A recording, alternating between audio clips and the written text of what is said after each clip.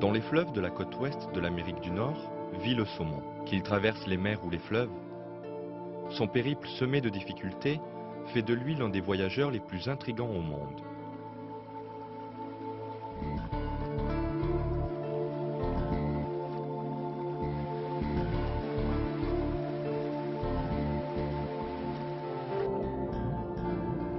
La vie du saumon commence au moment où sa mère pond ses œufs dans le cours d'eau.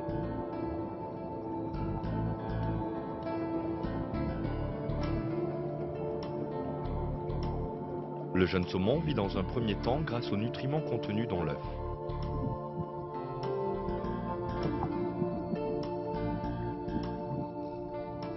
Quelques semaines plus tard, il est suffisamment grand pour trouver sa nourriture lui-même dans l'eau. Il reste pendant près d'une année dans la rivière où il est né, le temps pour lui de se développer.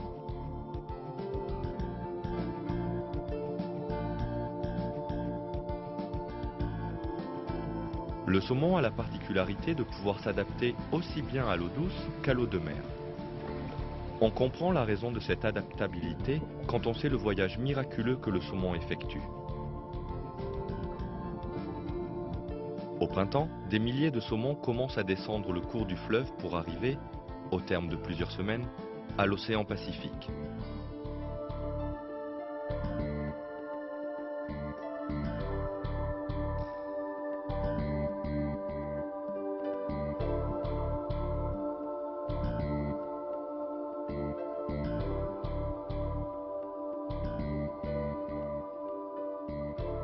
Dès qu'ils atteignent l'océan, un mécanisme génétique transforme la structure de leur corps pour leur permettre de vivre dans l'eau salée.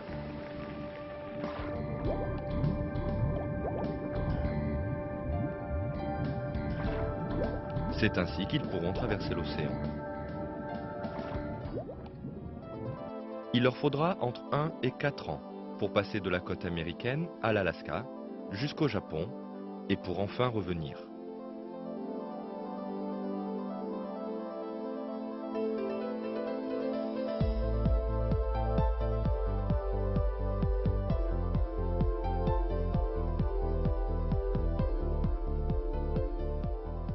À la fin de leur périple, ils sont matures et prêts pour la phase finale, la plus difficile, à savoir le retour à leur lieu de naissance.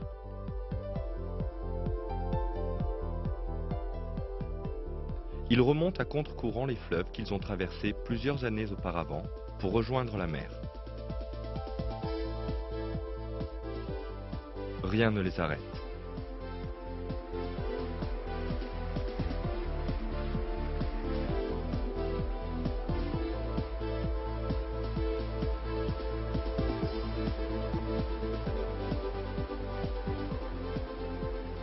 Ils sont capables de sauter jusqu'à 3 mètres de haut pour dépasser les chutes d'eau ou d'autres obstacles.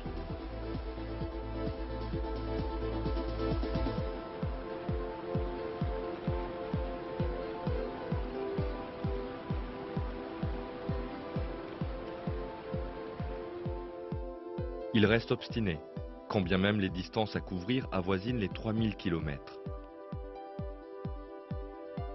Pendant tout leur voyage, ils ne se nourrissent pas et puisent leur énergie uniquement dans leurs réserves accumulées quand ils vivaient dans l'océan. Les survivants qui parviennent à rejoindre leur fleuve d'origine peuvent enfin pondre leurs œufs. Ils meurent peu de temps après.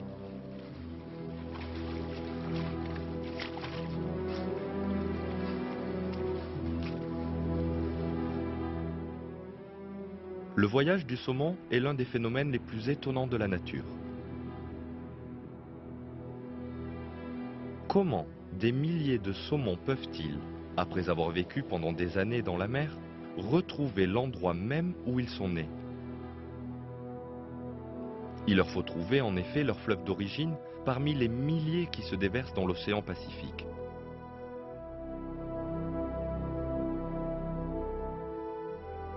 Ensuite, ils doivent remonter le courant sans s'égarer dans les différentes embouchures.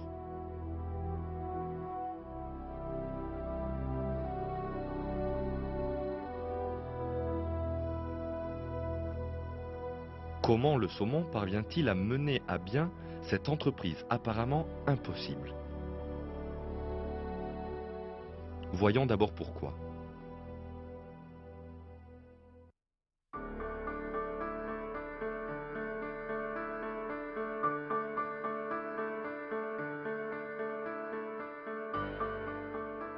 Grâce aux recherches, on sait que le saumon dispose d'un système sensoriel spécifique. Il a été créé avec une boussole naturelle qui lui permet de se guider dans l'océan grâce au champ magnétique de la Terre. Certes, le saumon peut trouver son chemin sans se tromper dans le vaste océan.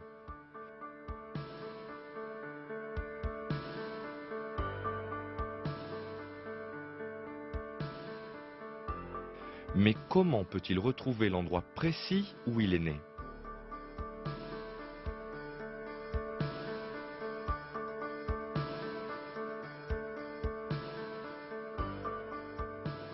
Pour cela, il fait appel à son sens extrêmement délicat de l'odorat.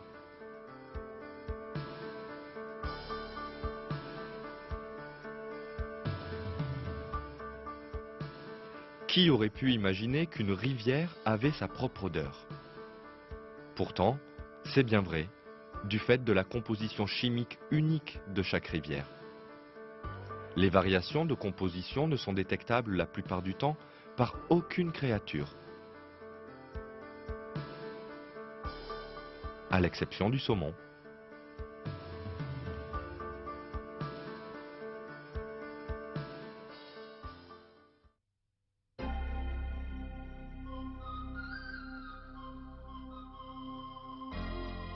Une expérience réalisée dans le centre de pisciculture de Prairie Creek, en Caroline du Nord, a mis en lumière le formidable sens de l'orientation du saumon.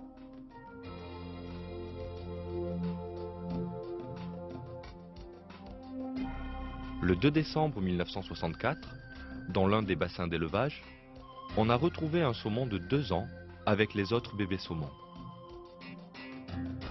Le dos du saumon portait encore les restes d'une étiquette en métal apposée par le centre de pisciculture de Prairie Creek.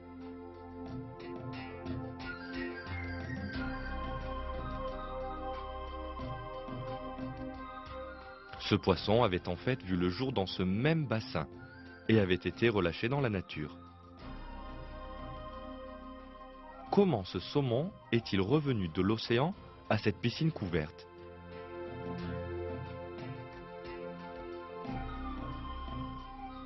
Voici une explication potentielle. La grille qui couvrait un conduit d'accès au bassin a été retrouvée cassée.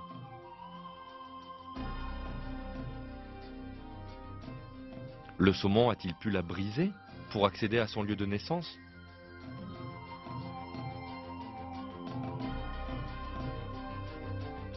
Il n'y a pas d'autre explication. Mais cela semble impossible si on considère la distance que le poisson a dû parcourir depuis l'océan jusqu'au bassin d'élevage.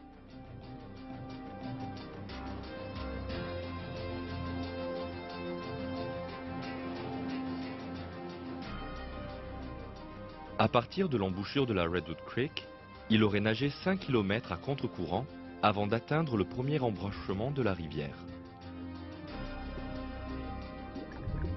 Là, il aurait opté pour la direction nord.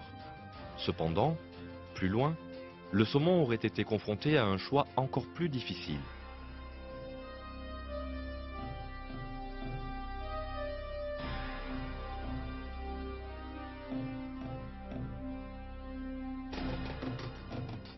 Le centre où il est né était situé au milieu de cet embranchement. Le choix du saumon aurait dû se porter sur la droite, car c'est là que se jetait l'eau du centre dans la rivière. Or, le saumon a opté pour la gauche, approchant ainsi le centre par l'arrière.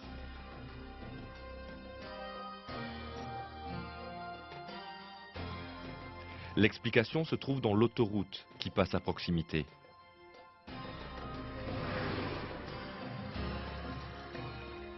Sous cette autoroute, un canal collecte l'eau rejetée par le centre piscicole. La plupart du temps, le canal était quasiment à sec.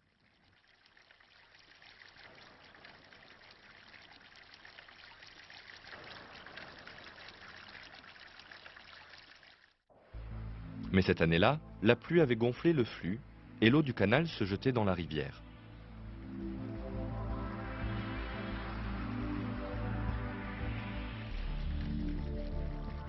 Ce petit courant a guidé le saumon.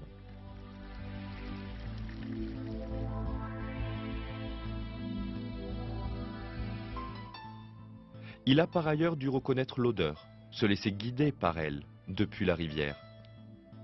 Prendre le canal de déversement et nager dans une eau profonde de 5 à 10 cm.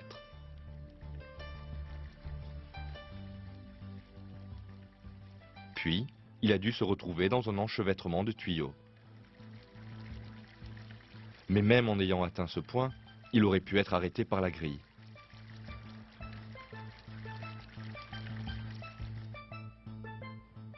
Il serait passé compressé par le canal en béton avec ténacité.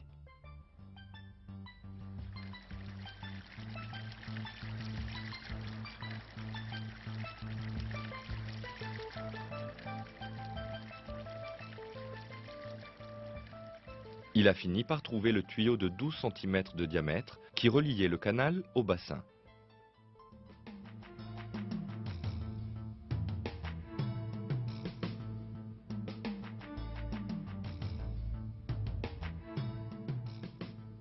Il a pris ce tuyau et surmonté le dernier obstacle en cognant sa tête contre le grillage.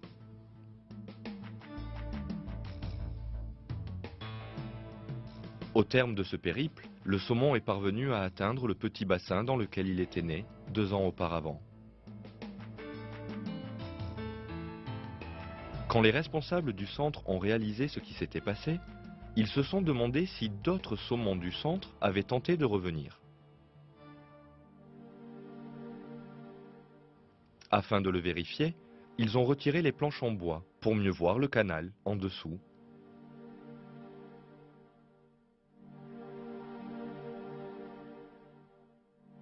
À leur grande surprise, ils ont trouvé près de 70 saumons et tous portaient une étiquette du centre piscicole.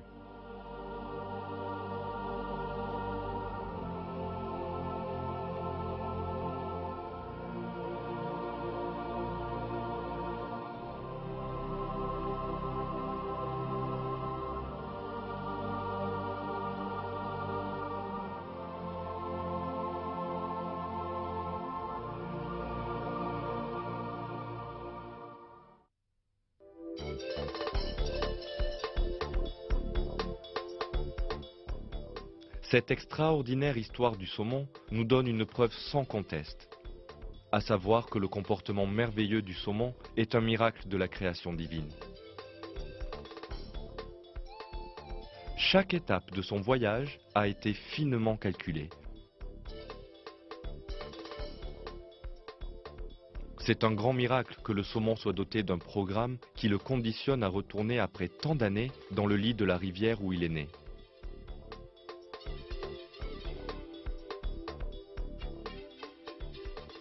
Par ailleurs, le hasard n'est pour rien au fait que le saumon possède une boussole naturelle qui lui permet de se diriger dans l'océan, ni au fait qu'il possède le sens de l'odorat le plus fin.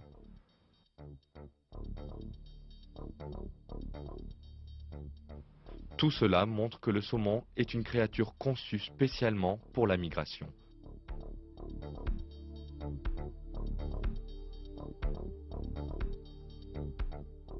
C'est Dieu, créateur de tous les êtres vivants et seigneur de l'univers, qui a créé le saumon avec ses capacités extraordinaires.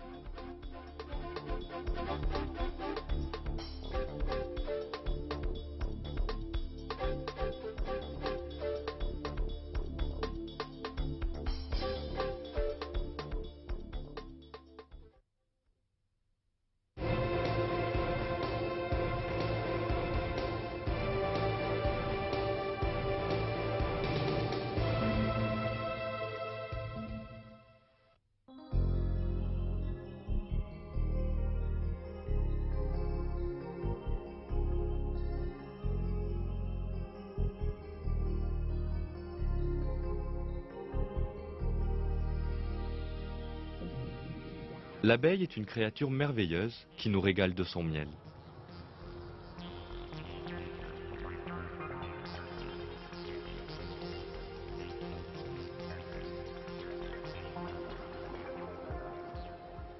Les abeilles vivent en colonie dans les ruches qu'elles construisent soigneusement. À l'intérieur de chaque ruche, on trouve des milliers de petites alvéoles hexagonales où est stocké le miel. Les abeilles remplissent ces alvéoles de miel après avoir collecté le nectar des fleurs. C'est un travail de longue haleine.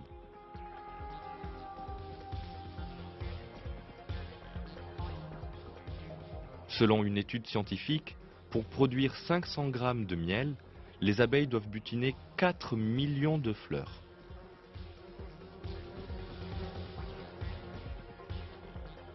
Pour remplir cette tâche ardue, les abeilles s'organisent en éclaireuses et ouvrières.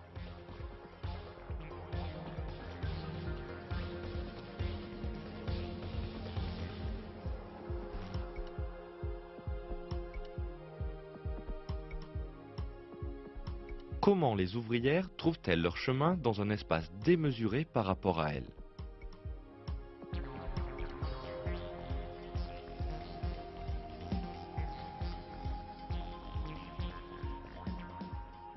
Comment font-elles pour rentrer à la ruche sans se perdre? Comment expliquent-elles aux autres abeilles la localisation des fleurs à butiner? Ces questions ont donné lieu à des recherches scientifiques qui ont abouti à des faits tout à fait intéressants. Sur l'écran, vous voyez une abeille qui vient de découvrir un parterre de fleurs. Cette ouvrière va retourner alors à la ruche et informer les autres abeilles de l'endroit où se trouvent les fleurs.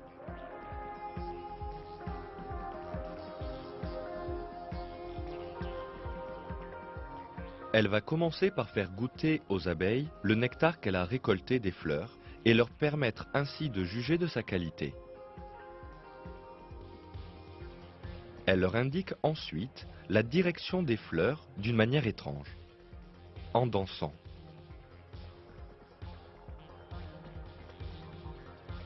Elle se met au milieu de la ruche et effectue des mouvements avec son corps. Aussi incroyable que cela puisse paraître, c'est cette danse qui permet aux autres abeilles de connaître l'endroit précis des fleurs.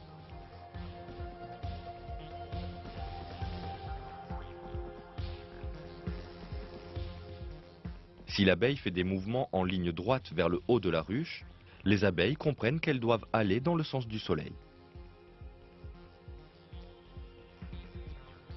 Si le champ se situe dans l'autre sens, l'abeille décrit des lignes dans ce sens-là.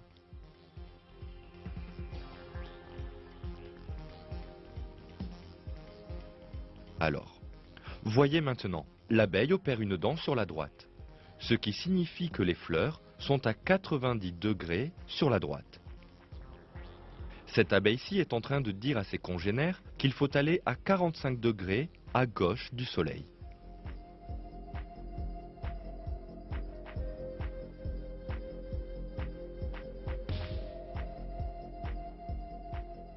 Cependant, une question demeure. Comment les abeilles se dirigent-elles par rapport au soleil, sachant qu'il bouge constamment? Toutes les 4 minutes, le soleil se déplace d'1 degré vers l'ouest, ce qui aurait pu induire en erreur les abeilles. Or, les observations ont montré que les abeilles prennent en compte la rotation du soleil. Ainsi, lorsque les ouvrières donnent les directions, toutes les 4 minutes, elles décalent l'angle qu'elles décrivent d'1 degré vers l'ouest. Grâce à ce merveilleux calcul, les abeilles ne se perdent jamais.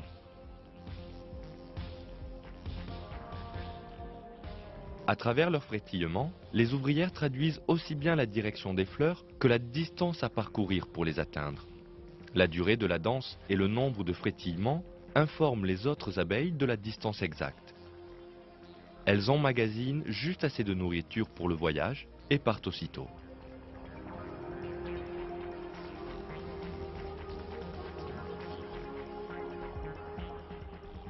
Une expérience effectuée en Californie a d'ailleurs testé ce merveilleux moyen de communication.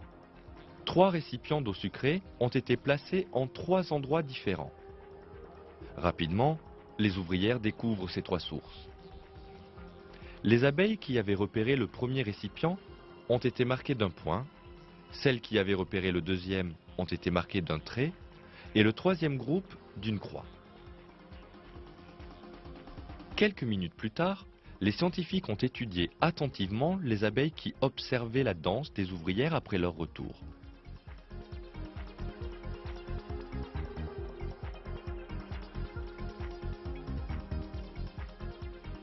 Ils ont apposé un point sur les abeilles qui regardaient les ouvrières marquées d'un point, un trait ou une croix sur les autres, selon les ouvrières qu'elles observaient. Après la danse, toutes les abeilles marquées d'un point se sont dirigées vers le premier récipient, toutes celles avec un trait vers le deuxième, et celles avec une croix vers le troisième. Cette expérience prouve que les abeilles sont guidées en fonction de l'information pourvue par les ouvrières.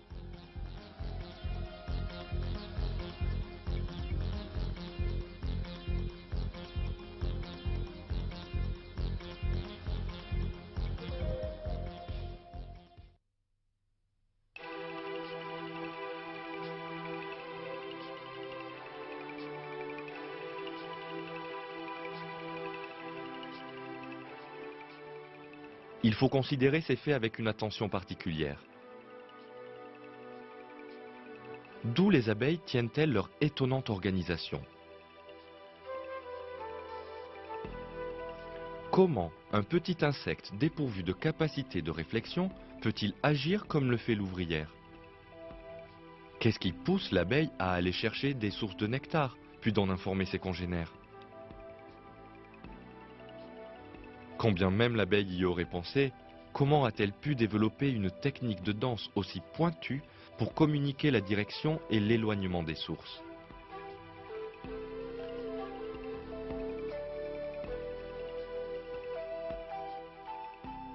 Comment se fait-il que les abeilles dans la ruche comprennent le sens des mouvements compliqués et des frétillements de l'abeille messagère?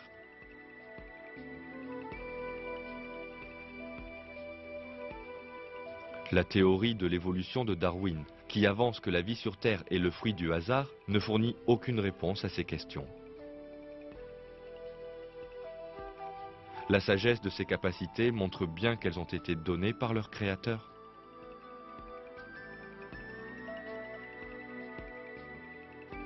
Dieu les a créées et leur a inspiré d'accomplir leurs tâches, tel que cela est mentionné dans le Coran.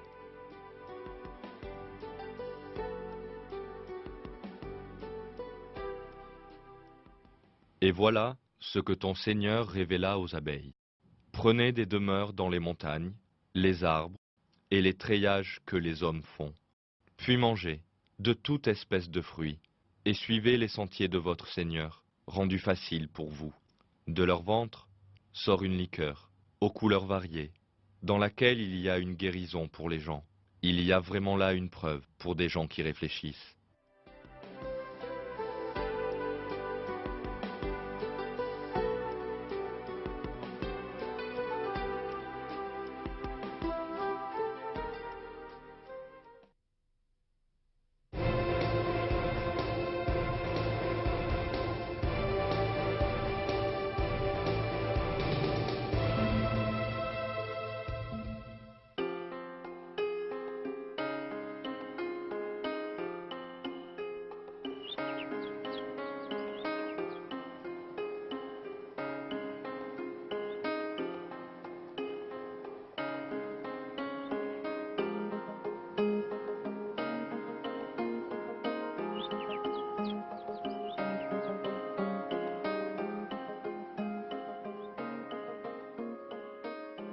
Au sud du Canada vit une espèce de papillon remarquable, le monarque. Comme tous les autres papillons, le monarque vient au monde après une succession d'étapes plus parfaites les unes que les autres. Tout d'abord, la mère papillon dépose ses œufs sur une feuille.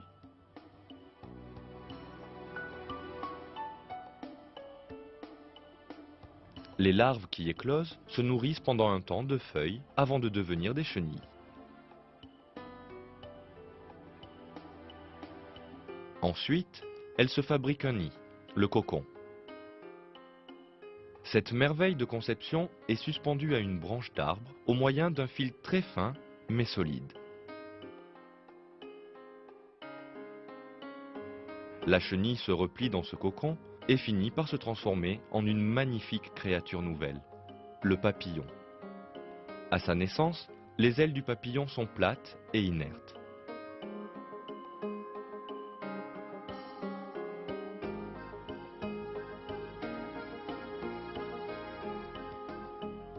Mais à mesure que le sang se propage dans son corps, les ailes prennent vie et le monarque est prêt à voler.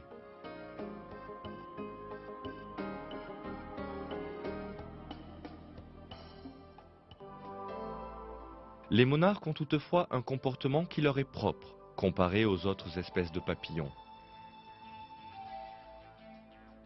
En l'espace d'une année, 4 différentes générations de monarques voient le jour. Les 3 premières ont une durée de vie moyenne de 5 à 6 semaines. La 4e, quant à elle, vivra pendant les 8 mois que durera sa migration.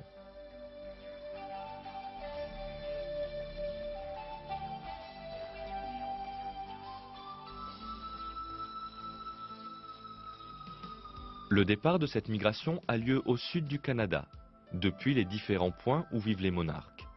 Le voyage se fait en direction du sud, pour certains vers la Californie et pour d'autres vers le Mexique. Il est intéressant de voir que tous les monarques se retrouvent pour le reste de la migration, comme s'ils en avaient reçu l'ordre simultané.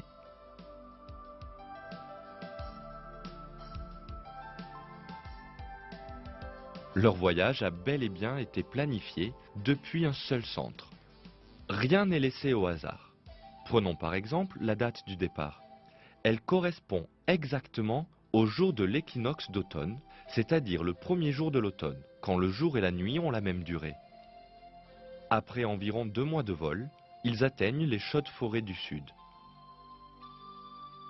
Des millions de monarques couvrent les troncs d'arbres. Ils restent là pendant 4 mois, de décembre à mars, ne buvant que de l'eau et ne se nourrissant que de la graisse stockée dans leur corps.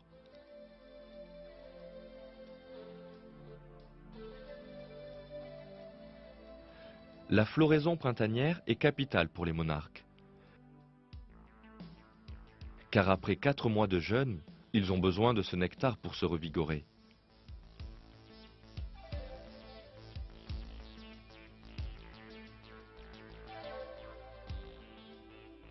Ils stockent ainsi suffisamment d'énergie pour retourner en Amérique du Nord. Avant la reprise du voyage, à la fin du mois de mars, ils s'accouplent. Le jour de l'équinoxe du printemps, quand le jour a la même durée que la nuit, la colonie entame son périple vers le nord jusqu'au Canada. Là s'achève le voyage.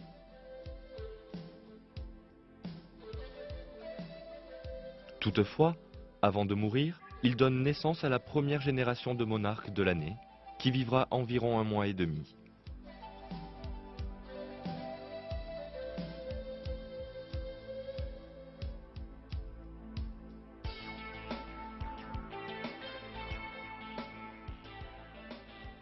Ensuite, la 2e et la 3e succéderont, et enfin, la 4e effectuera la même migration.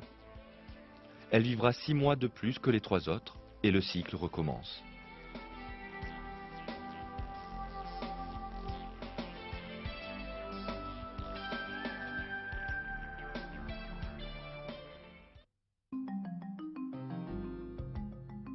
Cette incroyable migration interpelle l'esprit. Pourquoi la 4e génération vit-elle plus longtemps?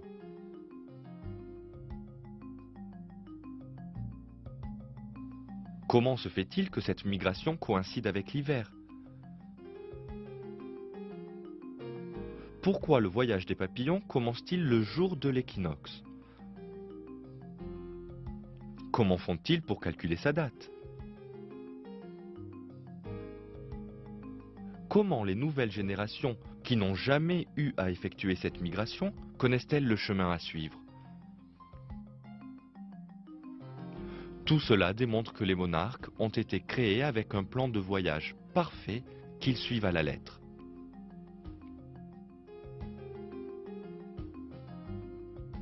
Le moindre écart par rapport à ce plan mènerait à l'extinction de l'espèce.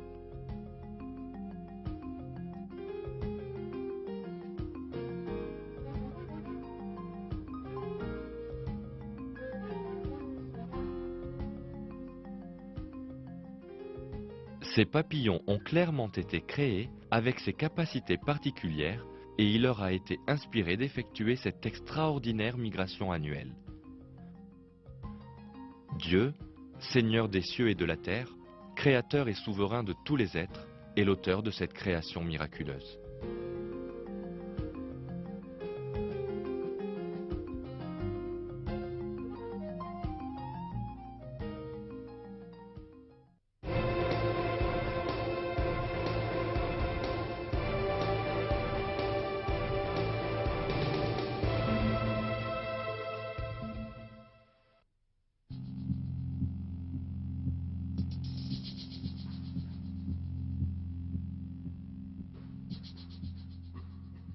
Les hommes ont imaginé 1001 procédés pour tenter de voler dans les airs.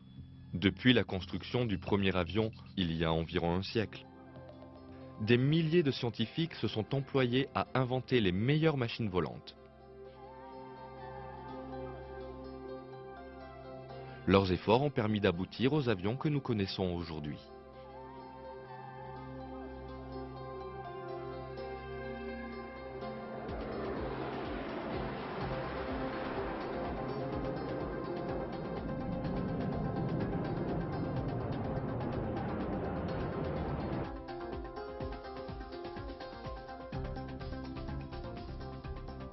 Le fait de voler est un don formidable, mais son utilité dépend grandement de la capacité de contrôle. En fait, la capacité à flotter dans les airs et l'atterrissage sont tout aussi importants que le vol lui-même. Ainsi, les hommes ont-ils réussi à inventer l'hélicoptère. D'une grande maniabilité, il peut en effet planer et décoller verticalement. Pour des motifs avant tout militaires, les États ont consacré des budgets colossaux à la création de l'hélicoptère.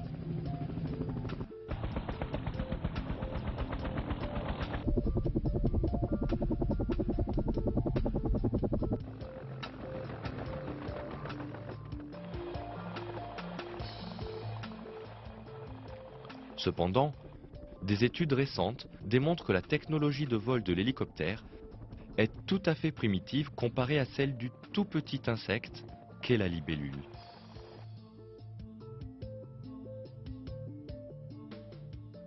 La technique de vol de la libellule est un véritable miracle de conception et surpasse la technologie de tous les appareils créés par l'homme. Le dernier modèle d'hélicoptère Sikorsky s'inspire d'ailleurs très largement de la libellule. Dans le cadre de ce projet, des images de libellules ont été enregistrées sur un ordinateur spécial. À partir de là, des milliers de croquis ont été réalisés sur ordinateur afin d'appliquer la technique de vol de la libellule au modèle de Sikorsky.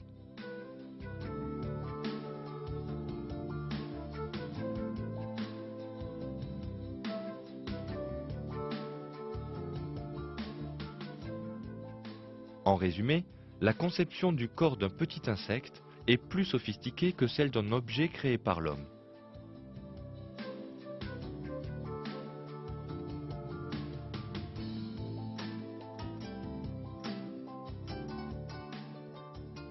La technique de vol de la libellule, ainsi que ses ailes, mettent en lumière un point. Ce petit être est la preuve du miracle de Dieu.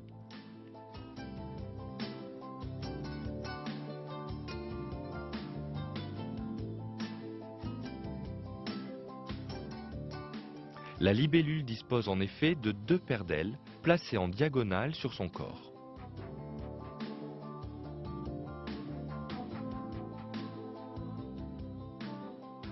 Sa rapidité de manœuvre lui permet d'atteindre rapidement une vitesse de 50 km/h, chose peu commune chez l'insecte.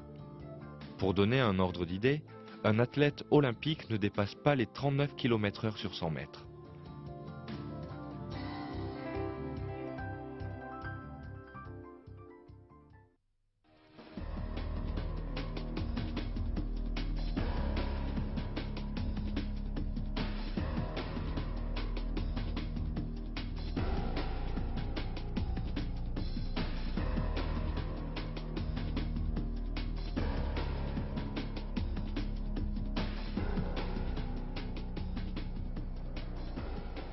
La qualité de vol dépend également d'une autre condition.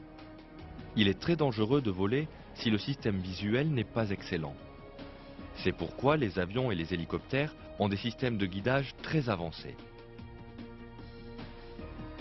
La libellule, pour sa part, dispose d'un total de 30 000 micro-yeux et chaque œil est orienté dans un sens différent. Toute l'information collectée par ces yeux est ensuite transmise au cerveau de la libellule qui l'analyse et assure à la libellule une acuité visuelle merveilleuse.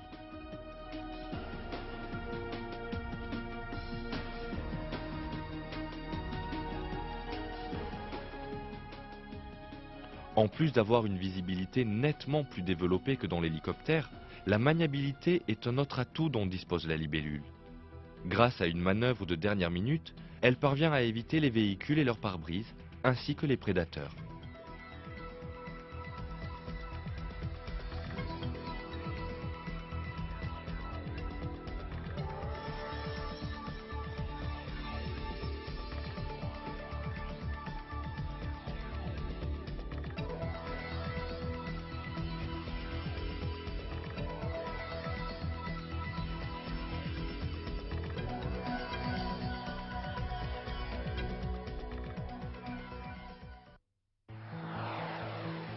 Il est difficile pour un pilote d'hélicoptère de déterminer, après sa manœuvre, sa position par rapport au sol. S'il s'embrouille et confond le haut et le bas de l'appareil, il peut s'écraser. Afin d'éviter un tel scénario catastrophe, les techniciens ont développé un instrument, le gyroscope. Celui-ci montre au pilote où se situe l'horizon à l'aide d'une ligne horizontale.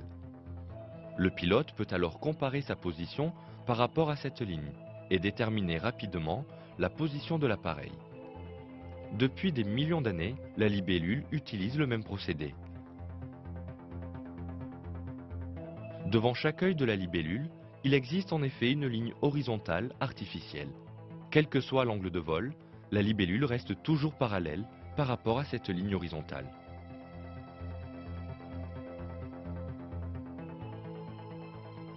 Lorsque le corps de la libellule change de position pendant le vol, les poils situés entre son corps et sa tête sont stimulés. Les cellules nerveuses à la racine de ces poils envoient aux muscles sollicités pour le vol des informations concernant la position de l'insecte dans l'air.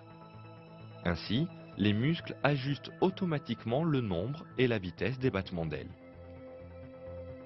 C'est pourquoi, même lors de manœuvres difficiles, la libellule n'oublie jamais sa direction ni ne perd contrôle. Ce système est effectivement une merveille d'ingénierie. À ce stade, toute personne intelligente commence à réfléchir. La libellule n'est pas consciente une minute des systèmes extraordinaires dont elle dispose. Qui a placé dans son corps des systèmes de vol si complexes que même les ingénieurs experts s'en inspirent?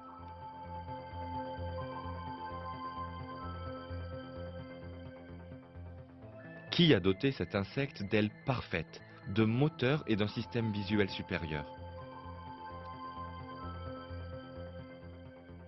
Qui est l'auteur de cette conception parfaite?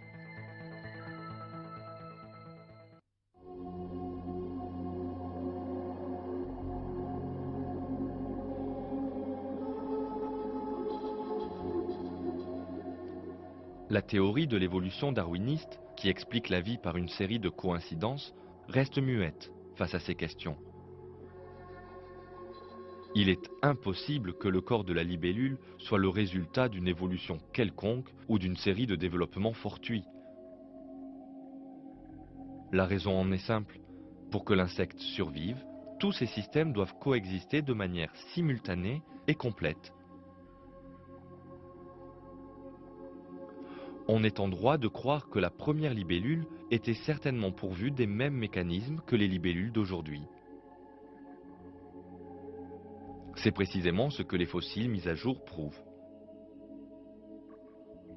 Les libellules sont apparues d'un seul coup, il y a 320 millions d'années, date à laquelle remonte la plus ancienne libellule découverte par les paléontologues.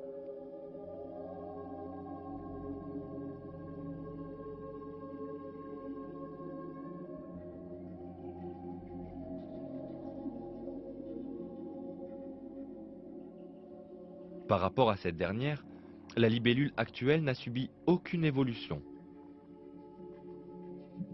Les fossiles les plus anciens montrent des insectes tout à fait semblables à ceux d'aujourd'hui.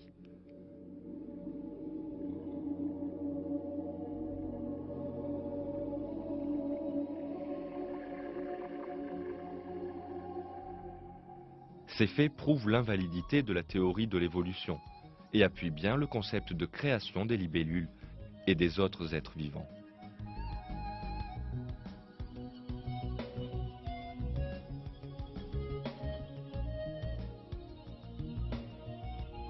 Dieu, Seigneur de l'univers, est l'auteur de toutes les créatures vivantes, et toute vie est la preuve de son existence. En dehors de Dieu, il n'existe aucune force capable de créer même une mouche. Dieu dit dans le Coran: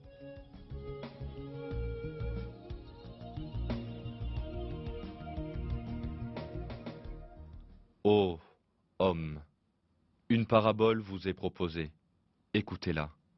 Ceux que vous invoquez en dehors de Dieu ne sauraient même pas créer une mouche, quand même ils s'uniraient pour cela. Et si la mouche les dépouillait de quelque chose, ils ne sauraient le lui reprendre. Le solliciteur et le sollicité sont également faibles.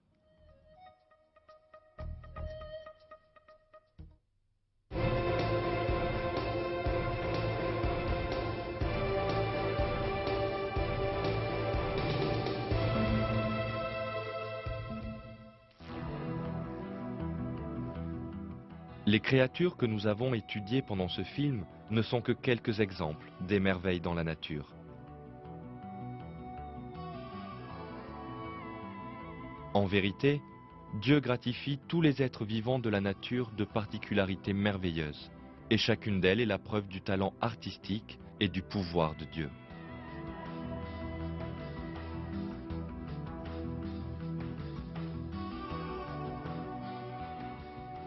Il est essentiel de voir les merveilles en chaque être et d'en saisir le sens.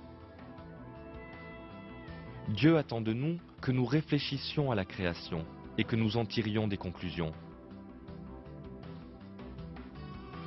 Dans un verset du Coran, Dieu dit: Parcourez la terre et voyez comment il a commencé la création. Puis comment Dieu crée la génération ultime, car Dieu est omnipotent.